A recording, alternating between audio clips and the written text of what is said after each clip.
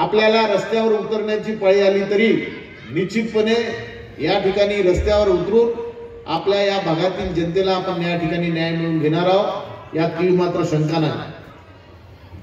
आज आपण सर्वजण पाहतात या देशामध्ये, या महाराष्ट्रामध्ये जे काही चित्र या ठिकाणी निर्माण होत चाललेलं आहे, अनेक दबाव तंत्राचा वापर चाललेला, पैशाचे आमिष दाखवून राहिलेले आहे, वेगवेगळ्या प्रकारे युक्त्या लढवल्या जात आहे आणि हिंदू हृदय सम्राट वंदनीय बाळासाहेब ठाकरे यांचे पुत्र माननीय उद्धवजी ठाकरे यांना कसं शिवसेनेचं वलय कमी करता येईल, कसे आमदार फोडता येईल, कसे खासदार फोडता येईल, कसं त्यांच्या नेतृत्वामध्ये ज्या महाराष्ट्रात शिवसेना उभी झाली ती कशी खिळखिळी करता येईल, याचा दिवस रात्र या ठिकाणी प्रयत्न चाललेला आहे। टीव्हीच्या माध्यमातून तुम्ही आम्ही या ठिकाणी पाहत आहोत।